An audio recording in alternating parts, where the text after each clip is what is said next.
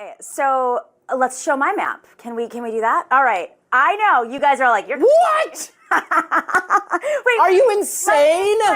Okay, so it has been a year since this insane prediction by this woman. And still, to this date, after all the different election predictions I have reviewed and even uploaded on this channel, this still by far wins it as the absolute worst prediction. This woman on Hill Rising disappeared shortly after this, too. I don't know what she's doing with her career now, but it should be over after this. Sit back and enjoy. That's my prediction. What do you say, Nomiki? Okay, so let's show my map. Can we do that? All right. I know you guys are like, you're what? Wait, are you insane? Let me explain. Oh my God. Hear me out. Okay, I've been predicting a landslide for at least 3 weeks now. Hear me out. All right. Okay, so first off, 2016, Donald Trump has a smaller coalition than 2020 and 2016. 2016 was his biggest coalition. He had a lot more older voters at that time. Since then, it's been 8 years. Several folks, older voters, have unfortunately died. Also, COVID deaths. So let's just start with age, right? She is doing far better than any other Democrat since 2000, as I've said before, with older voters. R plus 13 average, Republican plus 13 for those voters over 50, and she is winning with them, especially with women, but also with men. He is only doing well with one demographic, and that is young men under the age of 40 who are the least reliable voters. That's why he's doing the full podcast thing. It's why every Republican, mainstream Republican, is trying to get him to expand his coalition. He has a smaller coalition since 2020, since storming the Capitol, and we're seeing that in the exit polls already. People saying things like, yeah, I voted for him in 2020, but January 6th happened.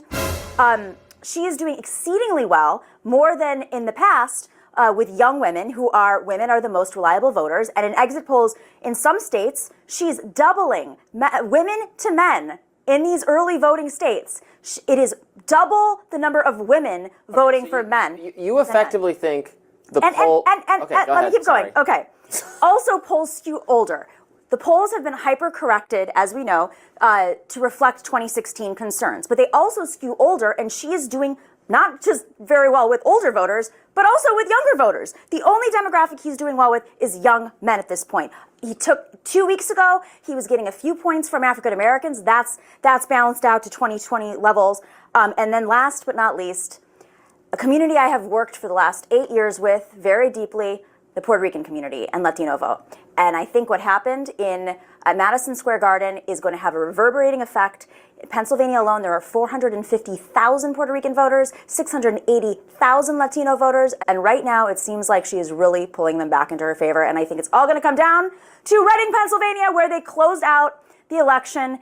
I'm not saying it's going to be a landslide in some of these states, but... I mean, I agree with you it's going to come down to Pennsylvania and that she could win Pennsylvania. That is my prediction. But you have her winning Texas and Florida? Yeah. Puerto Rican vote. Okay. I will wear a White Dudes for Harris t-shirt on this show. Texas was already kind of she wins Texas and Florida. There is no way on God's green earth. There's no way on God's green earth that's going to happen. That is insane. The problem with Democrats, and I got a lot of... You think the polls are massively wrong in Trump's favor?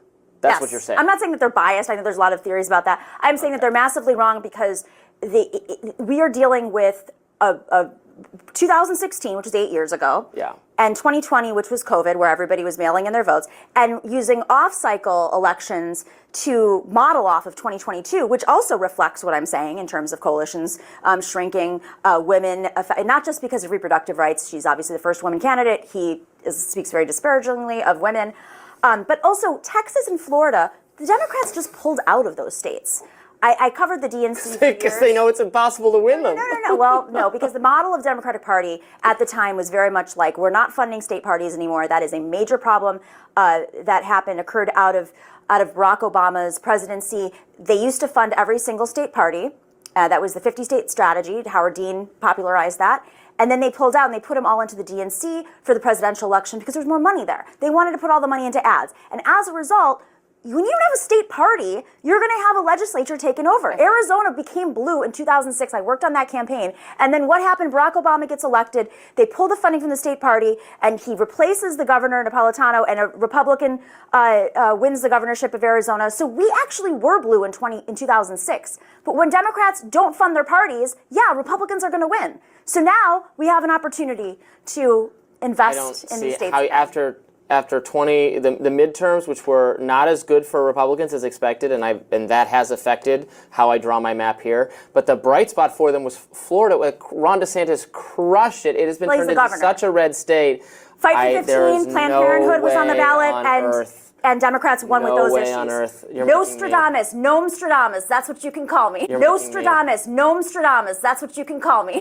Fox News can project that former President Trump will win Texas. That locks 40 more electoral votes into his column. Nostradamus. Yeah, that's no Miki Stradamus. I got it. Nostradamus.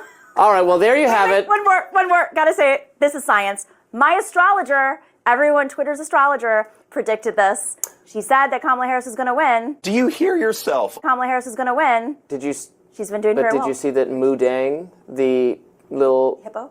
Cute little hippo thing, they give a Trump cake and a Kamala cake, and he went and ate the Trump cake. So they're saying that is an omen predicting a Trump win. Pygmy Hippo was given the choice between two fruitcakes, one cake carved with Donald Trump's name, the other Kamala Harris. In the video, Mu Dang is seen eating the fruitcake with Mr. Trump's name. Yum. Mostradamus. Mostradamus has picked Donald Trump. There you go. Those are our predictions there. Let us know in the comments or on social media if you probably think I'm wrong and that Nomiki is really wrong. Again, I'm not telling you what I want to happen or an endorsement. It's just my little guess. Could be wrong. If Trump wins, I will not be surprised. Maybe we'll know tomorrow. Maybe we won't. But we will be talking about it all tonight on the Hill's special election coverage and back here tomorrow. See you then. I'm a little uneasy about it, even though my predictions are that she will have a landslide. Were very confident. If we want to return to those from this morning, you said that you thought Kamala Harris was going to win Texas and Florida by slight margins. It's not going to happen. I'm looking right now. Right now, we are still. It's 54-45 in Florida, and we don't have all of our votes in. Some major cities haven't come in yet.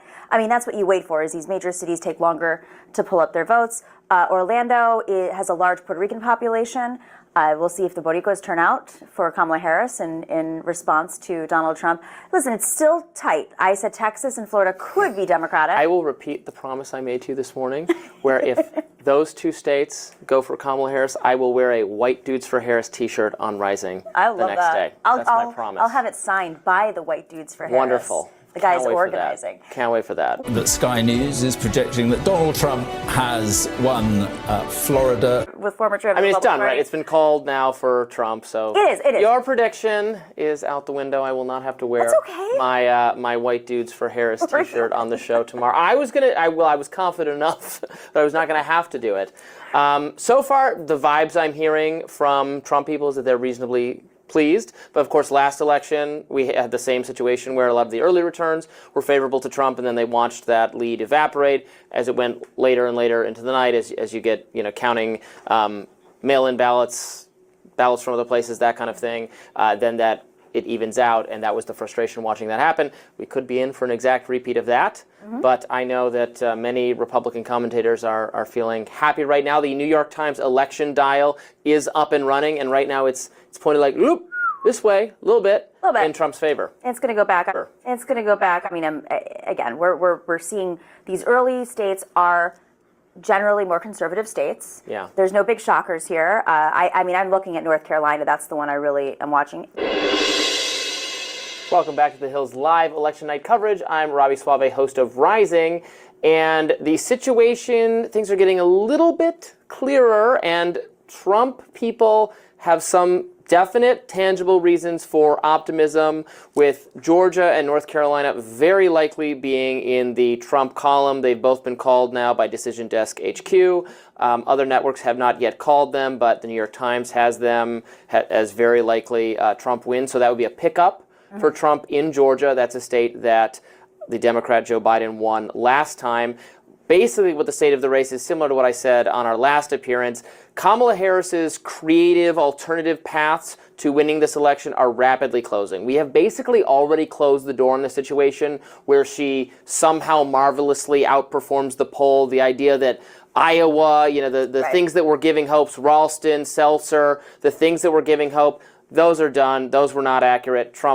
Iowa has been called for Trump. He's won there massively and decisively, as expected prior to that outlier poll, which we now know was not representing any hidden, unrealized Kamala Harris. She is not winning some landslide election. That's not happening. Now, she could still win because we haven't gone to the blue wall states. And if she holds on Pennsylvania, Michigan, Wisconsin, she can still be the next president. It's not going to happen.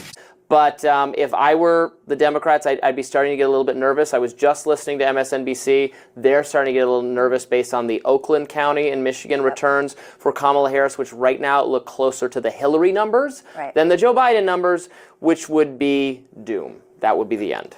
Like panicking. I was calling them up like crazy. Like, what is it going to take? Just get off your couch, please. Just do me a favor. Just one thing in life. Just vote for Kamala Harris. But it's still up in the air. But I know there are going to be Democrats who are nervous because, again, the situation where she just surprised everyone. She proved the polls wrong, and there was this understated, unrealized, unrecognized wave for her. That ain't going to happen. And I'll be back on Rising tomorrow morning. Tune into that for analysis and the latest news. Thank you.